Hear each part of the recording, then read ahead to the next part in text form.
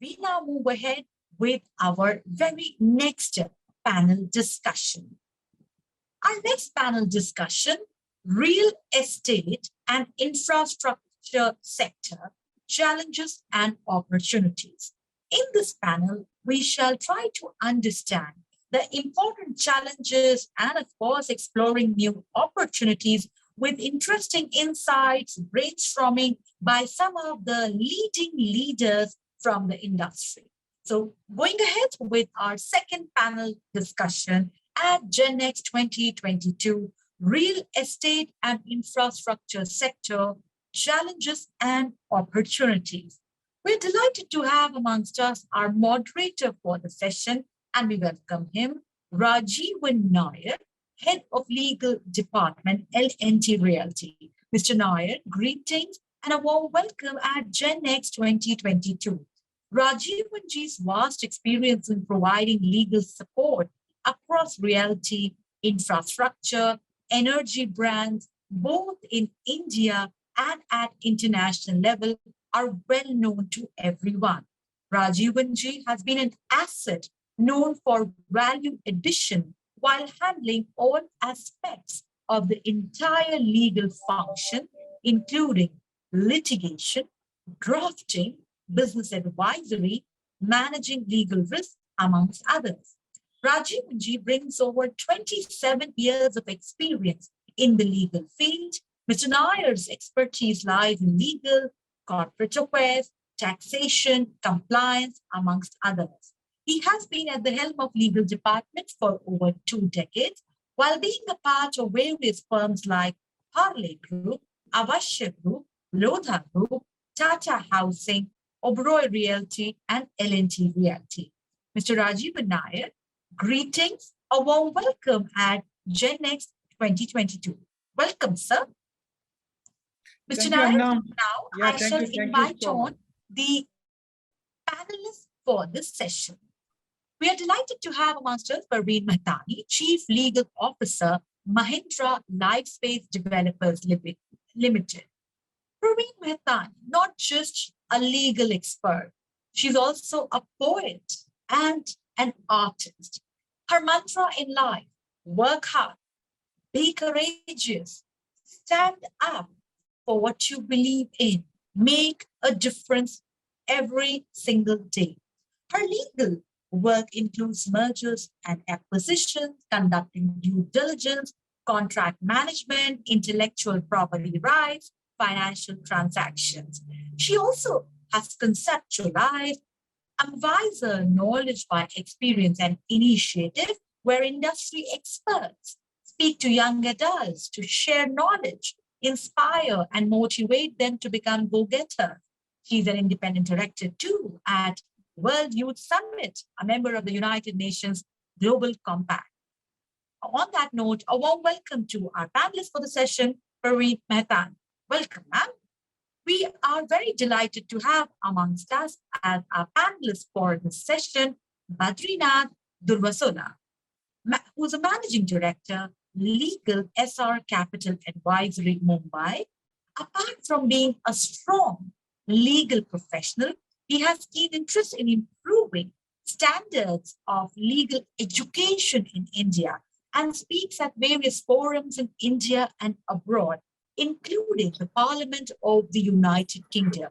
Shri Badrinath Durvasula ji is also Managing Director at Legal ESSAR Group, and his role involves mergers and acquisitions, contract management, litigation, arbitration, world over. Greetings and a warm welcome to Mr. Badrinath. Welcome, sir, to Gen X 2022. And yes, with over 30 years of experience, Mr. Badrinath's expertise also has some very important work in cross-border transactions, property, strategy, compliance. So truly an honor for us to have you amongst us. We are delighted to have amongst us for this wonderful session on real estate. That is, we'll be having some important words from Srivals Kumar, Executive Vice President and Head Legal, Sunteck Realty Limited. Srivals Kumar, as we all know, is an accomplished, award-winning corporate legal consultant having an enriching experience as an in-house counsel for over 25 years in reputed organizations like Bharti Airtel, Tata Teleservices, Star TV Mumbai International Airport, Mumbai International Airport, Flipkart.com, Sunteck Realty Limited. On that note, a warm welcome to Mr. Srivals Kumar. So let's get into the much awaited brainstorming for this very interesting session at the Gen Next 2022, wherein we will be having some very important insights with respect to real estate and infrastructure sector, challenges and opportunities. Warm welcome once again, Mr. Rajeevan Nair. Warm welcome once again, Praveen Mehtani. Warm welcome once again, Mr. Srivals Kumar and Mr. Badrinath. I request Mr. Nair to begin the deliberations. Mr. Nair, please. Thank you, Amna. It's a very warm welcoming and detailed introduction, not only of mine, but my friends, dear friends, I would say, Srivals and Badrinath, I call him Badri, as well as Praveen. Praveen, actually, due to some exigency, I think she hasn't joined so far. She might join very soon. Okay. Thank you so much. And Badri, I can see the Srivals, very, very happy mood. And both of them, I'm very fascinated to have a panel members in this session, like Badri as well as Srivals. Both are into stalwart into their respective areas. So straightforward, I think, because Srivals is also too busy. I think he's having some more pre-planned program. So starting with Srivals, I'm just asking you, since you are into various different industry and you worked in different industry, but let me put into about real estate. Okay, so in real estate, we all know we all facing a lot of huge impact problems until recently the pandemic, and after pandemic closure, yes, the industry is coming up. Positivity came up, but again, because of the increasing raw material cost, as well as the non-availability of the raw materials, restriction from importing from China, and also the recent trend of increasing the interest. Okay, these are the concerns are faced by this industry, real estate. So, Srivals, since you have a detailed and huge experience in real estate also, so how do you think these concerns in real estate as well as infra also is going to be affected? Thanks, Rajeevan. Thanks, Legal Era, for hosting this once again annual summit of yours. I think it's a good platform for people like us to share our views, as well as for all the audience and the stakeholders to understand the implications. To start with, Rajeevan, I will say that first I need to show that what this industry is about. This real estate sector per se is the second largest employer after agriculture. And not only it's a direct employment, there are indirect employments to other industries also. So I think that is the first thing I'm going to say, that the scope and reach of this sector is quite vast.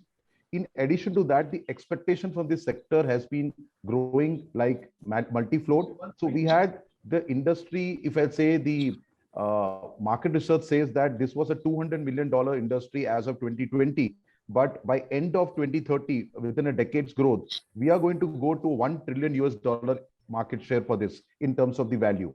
So I see that, and they will become approximately 18 to 20% of the GDP of India. So I think we are going to play a significant role in that. In addition to that, the real estate sector is usually split into 4 verticals: the housing, retail, hospitality, and commercial. Each one of these is an important contributor to the economy in terms of the support services. These things play an important role, and that's why with the change in the laws towards this sector, be it the RERA implementation 5 years back, or coming out with a new tenancy law in India, the model guidelines have been spread across by the central government. I believe there's an opportunity for change. There's going to be a huge inflow of FDI investments. We already had close to, I think, 8 to 12 billion, depending on when the seed money comes into in the last 1.5 years. So I think there's a lot of positivity. In terms of the challenges, you say, definitely yes. This industry is facing a lot of challenge. The COVID was a challenge per se across all industry. And I think even the technologically challenged sectors and I will think the stakeholders took it onto them to take it forward. And despite all the challenges, we saw huge delivery of under construction projects. Keeping that in mind, where the expectation of the industry is quite high, what we need to see is this challenge can be addressed in certain manner? Definitely, yes, the import from China, the relationship we had with China, and the impact of the government in passing some press notes pertaining to Chinese investment, and also the huge dependency of our sector to China, more so because of the cost issues. And I think that's the reason where we are today. And I think the government 2 years back, 2.5 years back, had given a lot of stress to Made in India. So I believe there will be alternate opportunities for people to bring in certain other inputs in terms of material, in terms of services, which earlier used to come from external agencies. I think we'll see an opportunity for that. In addition, I believe all the stakeholders need to put their mind together and effort to ensure that these challenges can be overcome, whether in terms of interest rate hikes, whether in terms of raw materials. There is always a challenge because these, the workforce that is deployed in the real estate industry is usually a migrant population that travels from time to time, season based. They sometimes go back to the native place. So I think the challenges remain always, but the opportunity that I see in terms of this sector growing, I think outweighs the problems. And I think as stakeholders, we all can come together and look at opportunities which can take it forward. So for this reason, I believe that it is very important that the opportunities are looked at larger spectrum. There is always a light at the end of the tunnel, and we should look forward to delivering the best of our opportunities to our customers. Thanks, Rajeev. Srivals, I think rightly you explained, okay. I think though the real estate is facing a lot of challenges, but Achadin, the opportunities is also is way forward because of the infra is developing, and along with infra, the real estate is definitely going to be there. But other challenges definitely will overcome, and challenges sometimes is become an opportunity, converting into opportunity. You said very well, Srivals. I think Badri can give further emphasis on the pure infra side. I restricted myself to real estate side. He is the person who gives a broad perspective on a larger infra scale. Yeah. So Badri, over to you. So if you can continue to whatever the Srivals are left about the challenges. So whatever the recent issues about the increasing the raw material cost and importing the raw material restriction and interest is going up. But on other side, India is planning to spend almost in US dollar 1.4 trillion. I don't know how many zeros are going to be there if you convert it into rupees, okay, into infrastructure through the national infrastructure pipeline in next 4 or 5 years. So Badri, with your massive experience in the real estate, so not only into real estate, but massive experience in infrastructure, I mean, be it into road or be it into the energy or construction. So what do you think, which are the major area of the infrastructure? Because infrastructure is again an ocean. Which area of the infrastructure this amount to be allocated and spent, and how it will help India to become a superpower or a tag of developed countries over a period of time? Thank you, Rajeevan. Thank you, Srivals, for the good words you have put in. And also Legal Era and Ms. Akruti. Fantastic platform, and all the audience who have been present over here. With my little experience with the infrastructure industry of over 30 years, particularly working from the entire GCC nations, Europe, Far East, and in India, I could get a sense of feeling as to what is happening abroad vis-a-vis what is happening in India.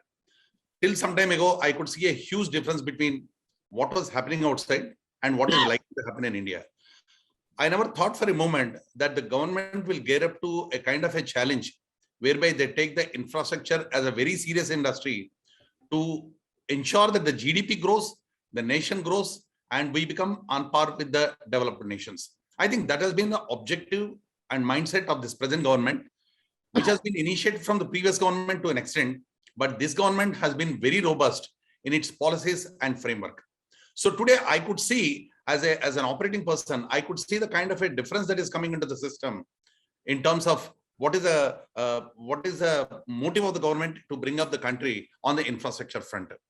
Taking a cue from where Srivals has left as to what is happening between the world of nations, let me put up the ranks for our audience sake, that on the infrastructure side, while China is taking the 28th position, Thailand is taking a 32nd position, Indonesia is on a 37th position, India as on date is ranking on a poor 55th position in terms of the infrastructure. Look at the countries like Thailand and other small places which have really gone ahead of it. What is the one reason which has really cut it through? The reason is that while China, right from the beginning, last 2 decades have been focusing on the infrastructure, the other countries are also following the suit, whereas India has given some other priority because of our typical framework. And today, we have come up with a robust national infrastructure pipeline, which is a master of all the projects in terms of how to go about our future and how to go about this thing. Rajeevan said it's about a 1.5 trillion kind of an investment in the next 5 years.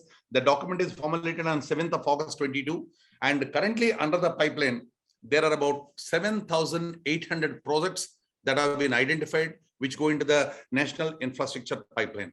Ultimately, there will be about 9,000 projects which will be tagged along with this project. He said, Rajeevan said about number of zeros which is going to be there behind that investment. As on the budget date, they have estimated to be 111 lakh crores of investment in the next 5 years, 2022 to 2025. Be that as it may, where is this investment going into?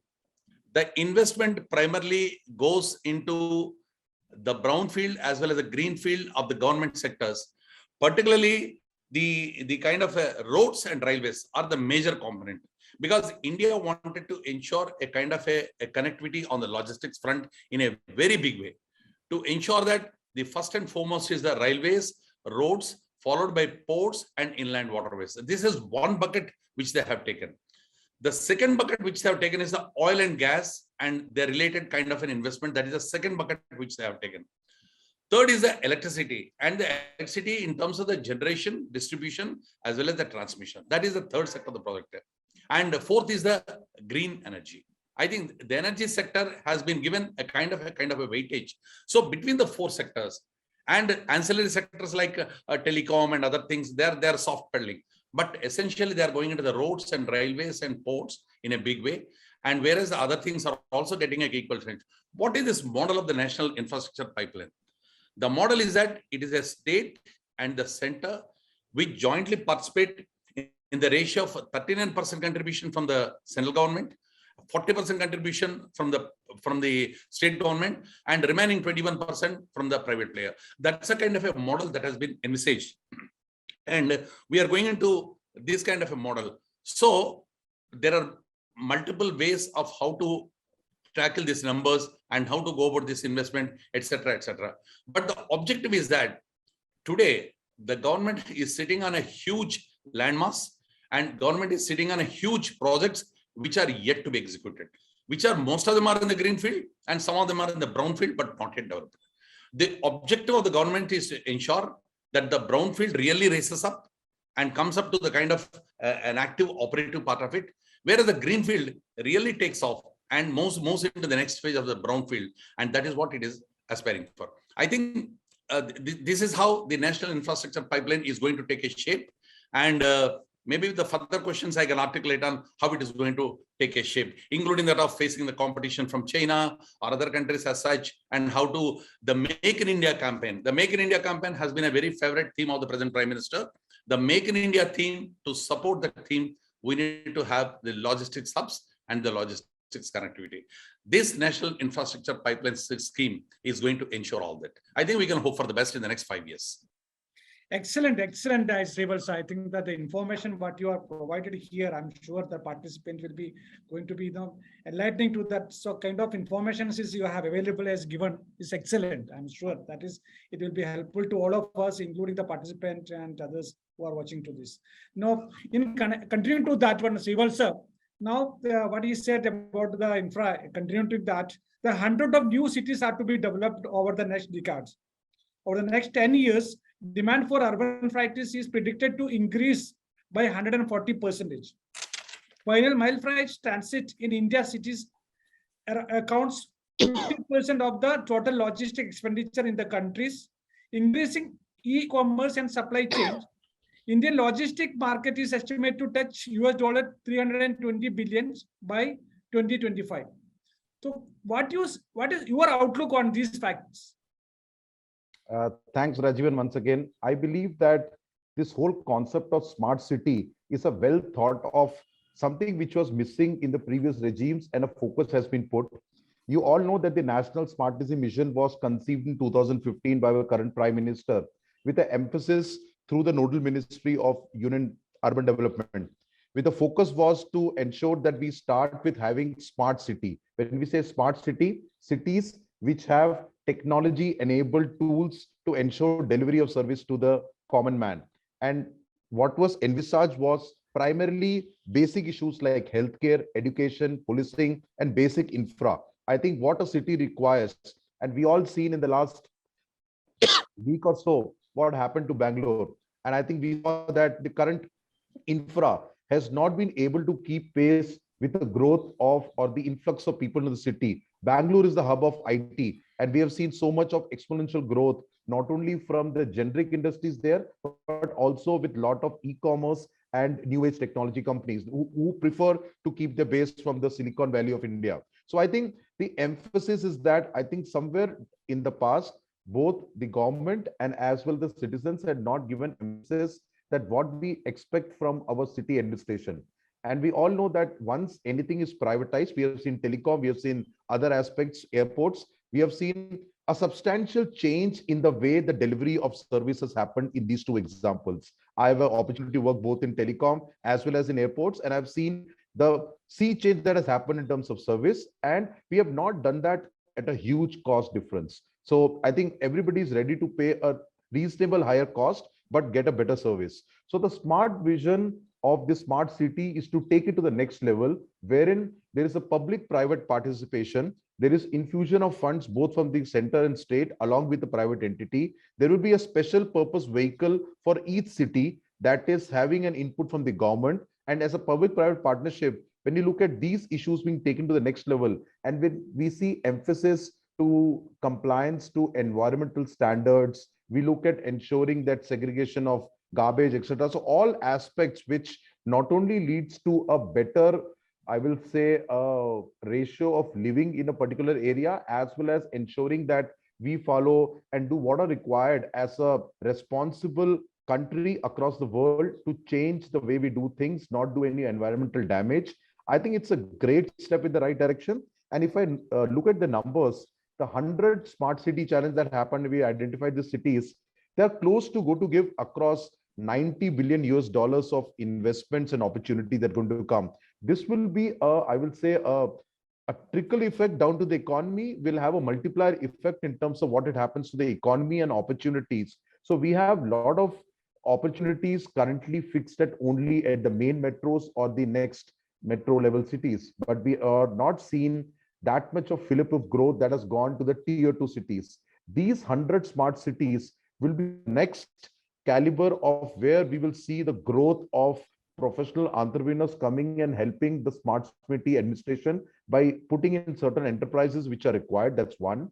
Two, it will have further enabling opportunities of employment for many skilled people who currently in the tier 2 cities don't get opportunity to have good employment. They have some restriction in terms of either not leaving the city because of some family reason, or they don't want to go and mix to the masses in the main cities because they get lost. So now this puts an opportunity where not only employment comes, the infra increases, and the COVID era has told us that a lot of backend transactions can be done on a work from home model. So I think that can also be duplicated to the tier 2, tier 3 cities where we didn't have that much of technology to assist us.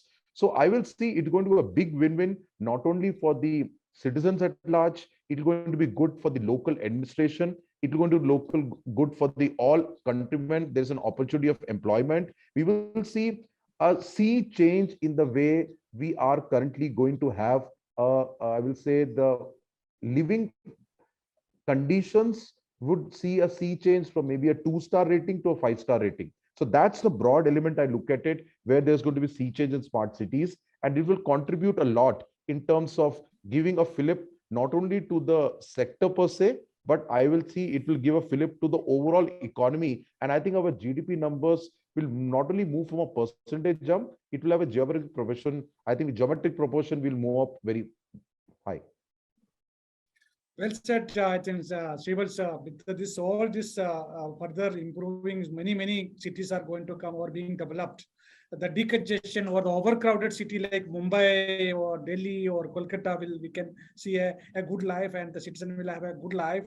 And the cities spread across the region. I'm sure that will be not only the infrastructure point of view, but it is going to be a good living standard for overall India. Okay. So taking further, Badri, that we already spoken about the national infrastructure pipeline.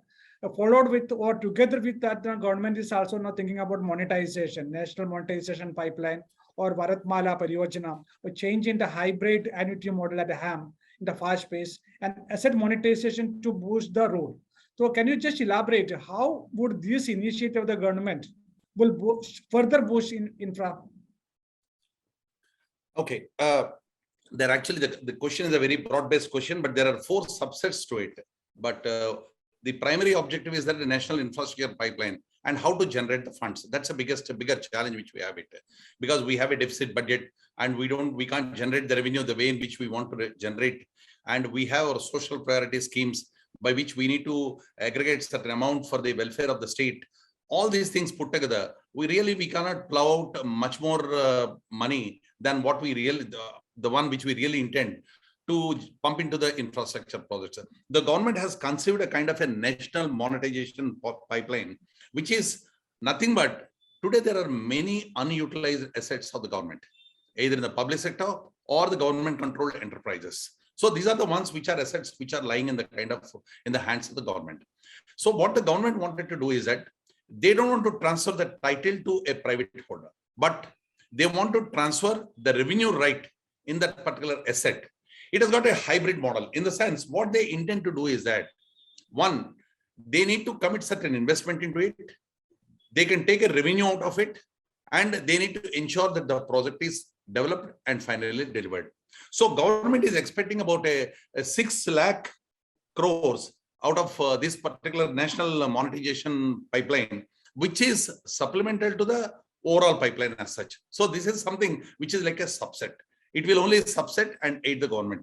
So what are the things which is being planned is that mostly this is related to the brownfield project, but not the greenfield project. That is the point number 1. Very clear about it, government. They don't want to develop any greenfield project, giving it to the private hands to see that to the logical end. No, they want to give only the brownfield projects.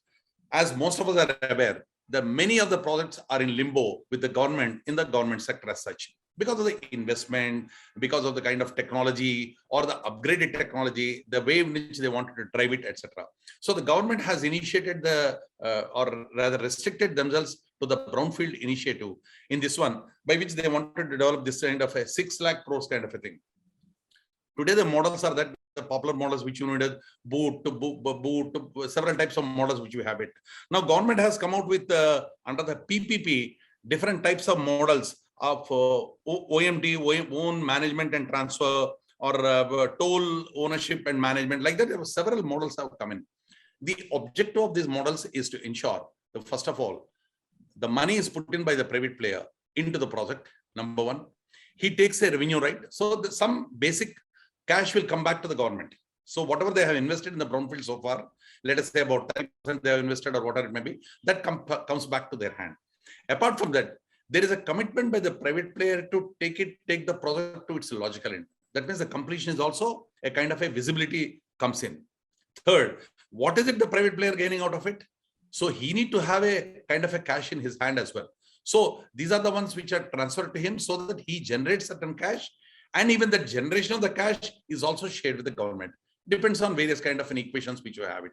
So what we have is, it's a kind of a PPP model. It is okay, public-private partnership as such. So in this model, everyone will benefit. The government will benefit, the private player will benefit, as well as the public will benefit in terms of the execution of the project. So this is the great achievement which the government is looking forward to. I think they have initiated with a few projects, and the projects are likely to likely to see the light of the day in the next maybe about 3-4 years. They've already on the model. They've chiseled out the kind of little craft within, mostly to the roads and the railways.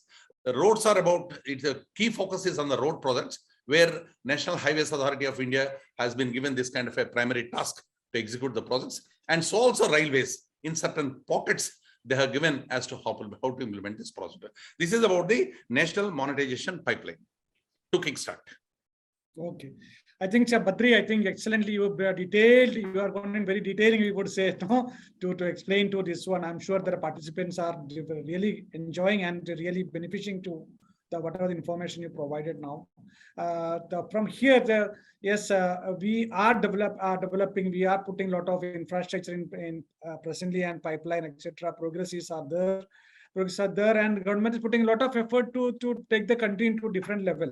But in the meantime, the other side of the story is that the ecosystem, that environment system, everything has to be, because development should not be cost at the cost of environment. In the meantime, the environmental issue should not come on the development. That is what the government looking into. Having said, we have seen a couple of years ago, 2 years ago, 2.5 years ago, three buildings demolished in Cochin. Okay, and recently the 2 buildings are demolished in Noida. Okay, so Srivals, I'm just asking you, these demolitions happened recently in Noida and 2 years ago. What are the messages is government is passing to, or the court is passing to the developers, and how it is going to impact into the real estate industries, not only in the NCR region or into Noida, in pan-India level? How do you think it's going to impact into? Thanks, Rajeevan. I think while it still remains a controversial subject where every stakeholder have a different perspective, I believe that the whole issue, one has to look at it in respect of this, is what is the current machinery we have in place to get approvals, whether it at state level, whether it's the central level, and getting an approval for getting a infrastructure project or a real estate project into life. I think one needs to address that, and the result in the end will get the final answer. To start with, the approvals that we need to take, it being a state subject, apart from environment, all other things go at the state level, where the environment approval comes from the Ministry of Environment Center with the state bodies under them. We have issues of wetland, mangroves, CRZ, coastal regulatory zone, etc. in specific zones also. But if you look at the overall issue, I think somewhere down the line, I think all the stakeholders have been responsible in not taking ownership in building a very good ecosystem wherein there will be never been, like I've been in the past being in the telecom, I've been in the airport industry, I've been other places. You have a public consultation process of what needs to be done, and then you implement it. Today, what we do, once a regulatory body comes with something, we start challenging it, we don't engage with them. So I think somewhere down the line, all the stakeholders are responsible for not providing an optimum platform where all these approval process can be thought through. So that is the center point I will just start with. If you have that in place, whether it is ease of doing business or whether single window clearance, these issue would have lot of different. If you look at international model, it's a self-certification. You say, I am doing this as per norm, submit it and start construction. And historically, I've seen internationally, we don't see violations of law by the private entities when they do construction or their activities. So I think somewhere down the line, our ethos needs to change. The way we approach the approval process needs to change. There has to be some amount of trust deficit which is to be removed, and there has to be empowerment to the public entities to start getting approvals on a self-certification model. And at the same time, when you get an authority, I think responsibility is necessarily attached to that. So I think that is a starting point. Having said that, I think when RERA came into India 5 years back, I think the most important thing that has happened to the industry is that 3 biggest elements of real estate sector has come into play, which is in terms of transparency of the approval documents. Number 2 is the financing, how encumbrances have been done in the projects. The details come to the customer on the website, which is free for all, made to all. And the last is that there is a definitive possession date. If you think 3 things have significantly changed the way real estate sector works, I think the next stage of some tariff regulation will come. It will further improve it and bring FDI better into the system. Having put these points in place, if I have to look back and see what happened in either the Cochin episode or the Noida episode, I will say it was a nefarious combination of political, civic administration and builder lobby working to play, all played hoot to the law, and I think went beyond their expectations in law. I think having said that, we took to the next level, and at that stage, I think the issue came up whether the approval system would be put to, I will say, a game by these players. And in the end, when the judiciary kept into the system and they looked at the things, they decided that whatever was done was wrong, and a far message needs to be sent across to all the stakeholders, and they took the decision. Having said that, with due respect, my personal view was a huge amount of money was put into the construction of this project. Of these two buildings, it took some 100 crores for construction. If you take the time value of money, it is around 300 crores today. We could have put even this a building not as per approvals for a better purpose, maybe for an orphanage, maybe for a public utility, maybe for a government office space, and we could have utilized this infra that was built up rather than demolishing it. That's the number one argument I will say. Secondly, we need to understand that the entity, private entity, which did this activity is already in the CIRP process. It is down where an IRP is appointed. And out of the 600 buyers, still 60 buyers are yet to get the refund. So I believe that, there is not only it's wanted to send a message, but the cost of sending message was too high, and there could have been an alternate way.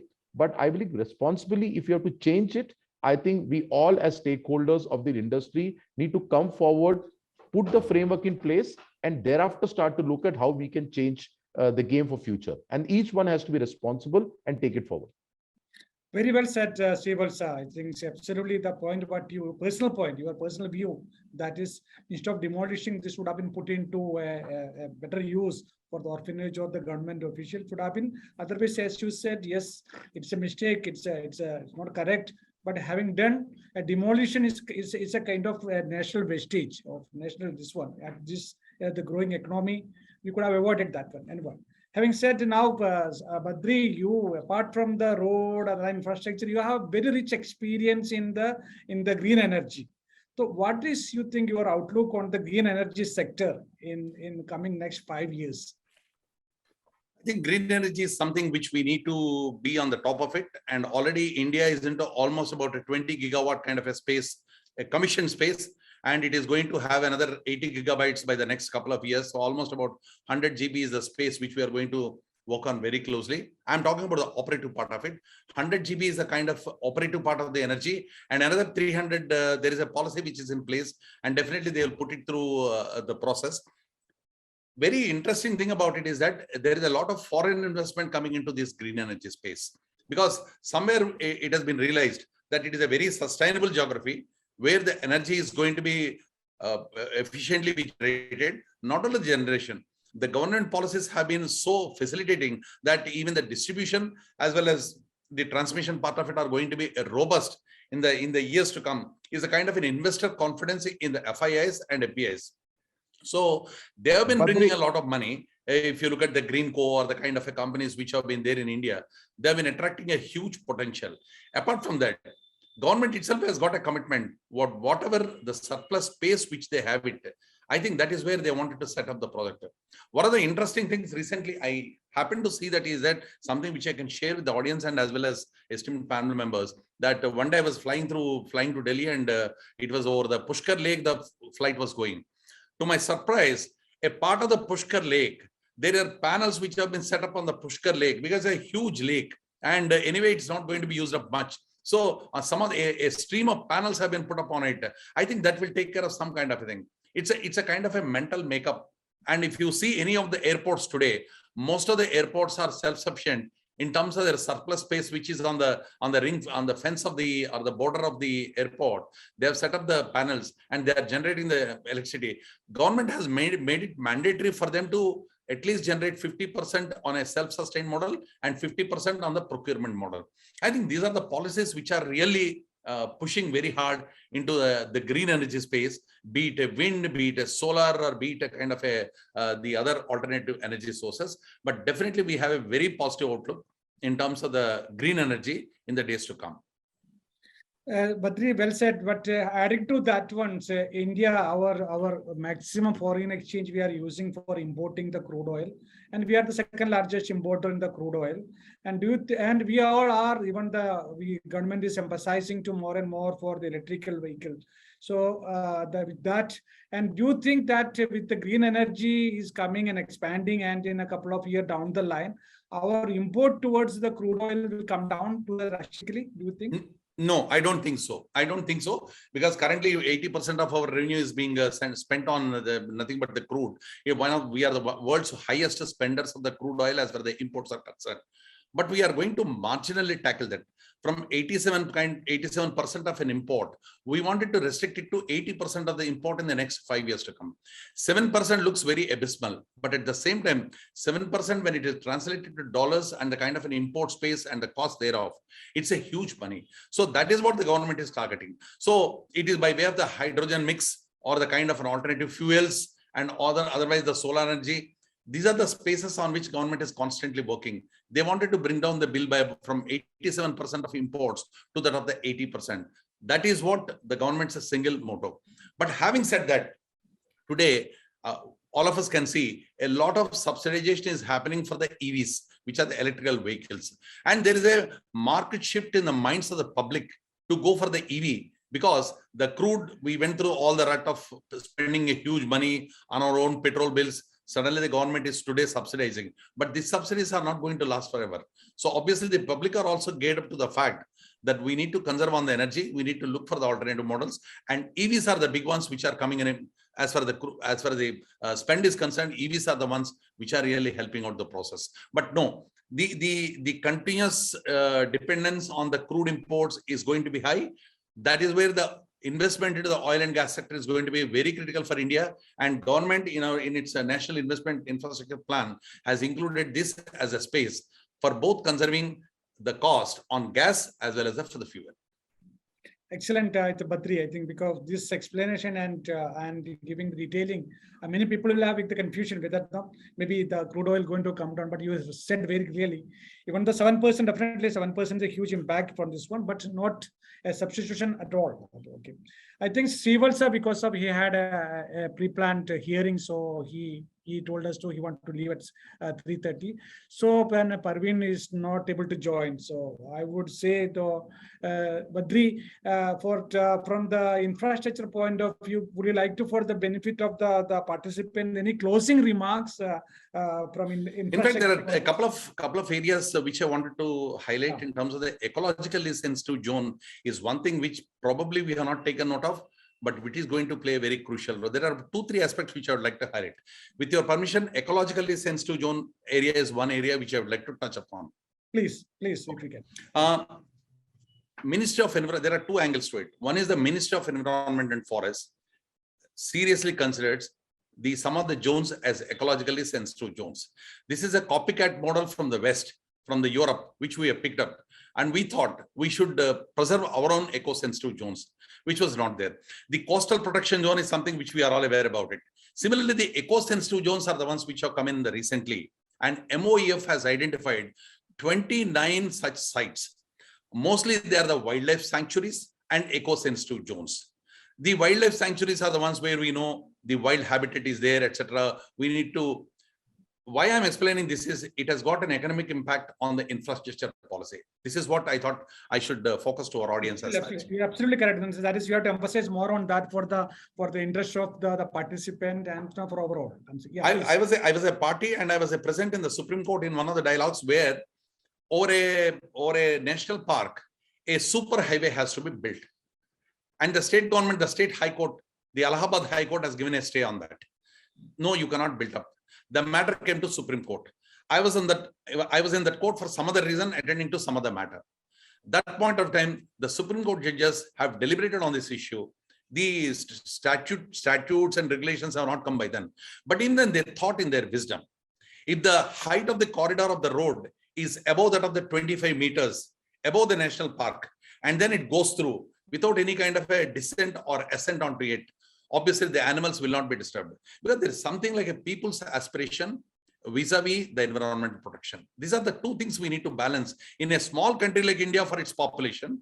not small in terms of size, but with the population and our aspirations vis-a-vis the country. We are not China. We are a small India. This small India we need to protect with the kind of a huge population which you have it. So there are certain aspirations. So in that aspirations, the Supreme Court has given a ruling that yes, up to a height of some 28 meters, you can run through the bridge or overhead construction and you can go through the national corridor. And that was a beautiful thing. Subsequent to that, Ministry of Environment and Forests have categorized about 29 zones.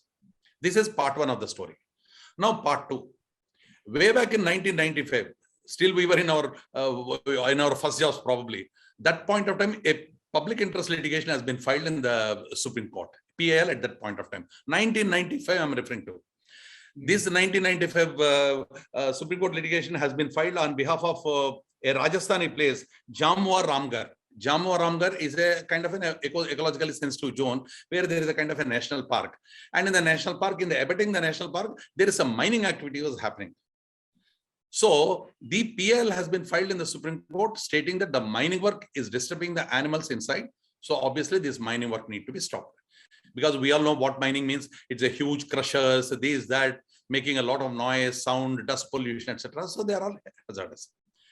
This matter of 1995 has been taken up by the Supreme Court as late as 2022 August. Mr. Justice Nageshwara was heading the bench, and he is the one who passed an order, come what may, that one need to maintain a 1 kilometer distance, no activity, no permanent construction should happen from the slated, from the what you call declared boundaries of the eco-sensitive zones within a kilometer, 1 kilometer. It has got a huge impact. It has got two parts of the order. Part one is on the mining and part two is on the construction part of it, on the eco-sensitive zones. Fine, that is fine. But it has got an impact on our infrastructural space today. The Supreme Court case, which I referred to you some time back, where the Supreme Court has permitted laying over a bridge on the national, what you call the, on this kind of a space at a height of 28 meters, that would not have been possible if this Supreme Court judgment would have been in place. Now that this has come, now we have to take a detour and go around all these places, and it will have a huge cost impact, time impact, and comfort impact. I think these are the ones which are likely to come. I'll just narrate one example from my Saudi Arabia, where I executed one project for our L&T way back about a few years back. There, it was a pipeline which needed to be made from point A to point B. The bids were finalized, everything was fine, and we need to set up that 220 kilometer pipeline at a certain targeted place. In between, suddenly they realized after awarding of the contract and the execution is everything is in place, they realized there is a 20 meters mound. What is 20 meters? Hardly anything for you and me in India. It's a small hillock is 20 meters, 25 meters. It is some 25 meters kind of a mound is there that need to be protected. The Saudi citizens have stated that mound is something of a heritage for us because it's all a sand, it's a sand dune. In that sand dune, 20-25 meters of a permanent mound is a very important structure for us that need to be preserved. So all the way back, Saudi Arabia has changed the contract with L&T. Again, to take a detour and go about it and finally go. When Saudi Arabia could be so sensitive to a 20-meter mound where the contouring has to take place, why not we in India? Even we need to, but there are two sides to the argument always. Like Srivals sometime back said, there are two ways to look at the demolition of the tall buildings. Here also we need to look at the two ways, whether it is right or wrong. But the point I'm trying to make it is that today, eco-sensitive zones, there are 29 in number, and in the future, it is going to be much more. The infrastructure projects, whatever we are designing, are going to be a little more complicated. It is going to eat away into our price, cost, timing, and comfort. This is something all of us need to be aware. When we are executing the contracts, we should be aware about it. This I thought I should bring it to the table. Excellent, Srivals. So I think this is a very wonderful session of the insight you are given. It is too good for the not only for the participant myself per se. I would say again a lot of knowledge from you. And with this, Amina, I think our session is coming to an end. Okay. If you have about 5 minutes, I would like to touch upon only one aspect, which just to bring it to the people's attention. Only one small aspect of only 5 minutes. Please, I think with your permission. That is about hybrid annuity model, which the government has now proposed as against the conventional. We know about the EPC contracts, how it is done, and we know about how the BOT contracts are done. EPC is engineering, procurement, and construction. That is one part of the one contract where it's like a what you call lock and key. I mean, you finish the project and hand it over to the kind of owner. Whereas the BOT is the one we build, we own, and finally we transfer it to the government. Today, government has come out with an excellent model. It's a hybrid model of the two, where EPC is also there and BOT is also there. So that is what mostly it is implemented in the National Highways Authority of India. It has kickstarted with the NHAA, where NHAA has to put in a capital of only 40% out of the 100. Let's say, for example, NHAA designs a contract of 100 crores. What they do is, under the hybrid model, they have to commit to only 40 crores, not 100 crores. So these 40 crores also, in 5 installments, they paid according to the milestones. That means 8 crores into 5 into 8 is equal to 40 crores is what they need to pump in. The private player need to pump in 60 crores into the project. So that becomes 100. But that 60 crores also he will pump in, but at the same time, he will own for a while, take the toll out of it, and finally transfer when he achieves the kind of targeted things which are stated in the contract. So the hybrid model is a kind of a mix between EPC and the BOT, which has already been implemented in the kind of in National Highways Authority of India, and many other sectors are clamoring for this kind of a thing, because the government doesn't have a money, government arms doesn't have a money to put forth the kind of a huge money. So obviously they are resorting to this model, and this is going to be hugely popular, and our legal fraternity should be aware about this hybrid model, and that's something which I wanted to just highlight. I think, Badri, I think this, what you explained to you, though it is there, I think hardly people knows. So it's a win-win situation where government is also giving something to, unless earlier model, okay, once the contract is the given everything to on the contractor or this one developer. Now the government is saying, I'll extend you some 40%, and then subsequently you own for some time and you generate the revenue and give back to you. But so I think this model is going to be very well, excellently is going to work, and that will support the infrastructure industry into the next level. Thank you so much, Badri. I think that the insight what you have given, excellent. I think this your session is to have one more session, maybe whenever it's possible. I know the time is precious for you. Sure. And thank you for coming into this. I'm sure for you, preparedness is not required because you are into this. Your DNA is into infrastructure. So, but having said, you're spending the 1 hour with us and for the participant benefit with the Legal Era this session, I'm thinking excellent. Thank you. From my personally, I thank you, Badri. Okay, over to you, Amna. I think our session is ending, and Badri would like to conclude anything, or we can now back to Amna. No, if you ask me the conclusion, there are maybe still a couple of things which I, on the positive side, yes, we are there. But at the same time, the kind of today we are good on policies, but we are yet to really showcase our kind of a hand-holding to attract the investors into the projects on the infrastructure space. Today, fine, policies are fine. But when it comes to operation and execution, still a lot more humanity and a lot more comfort is required to be given to the investors. I think that need to be consciously be brought into the system. That is one thing which I want to highlight, because with my experience, whenever I go into the project, this is something which I find it to be missing because of the 3 C's, CAG, CBA, or whatever it may be. That is something which is missing. Consciously, we need to work on giving a comfort to the investors who are bringing money to the project and seeing its execution. Number one. Number two, what we are missing in our contracts, whatever it be for the infrastructure space, is the kind of a bonus or a malus. Bonus is the one, if you complete early, you get an additional money. Malus is the one, if you delay the project, apart from the liquidated damages, you pay back certain more money. I think these are the 2 clauses which we need to come. The bonus is non-existence in the Indian scenario. If we can bring in, probably it would be kind of a win-win with this wonderful policies which are on the page now. These are my concluding remarks. Government is some representative of the government is hearing from this. I'm sure it's a matter of time. So government definitely will try to implement this for the benefit of the infra industries and as for the investors, etc. Thank you so much, Badri, again. Yeah, Amina, back to you now. You're on mute, Amina. Thank you. Thank you so much. What an interesting session that was. And indeed, it showed some very important insights for all of us as, practitioners to take things forward in the real estate and infrastructure sector. Thank you so much, Mr. Nair. Thank you so much, Mr. Badrinath. Thank you so much, Mr. Srivals, for those very interesting insights. Gratitude.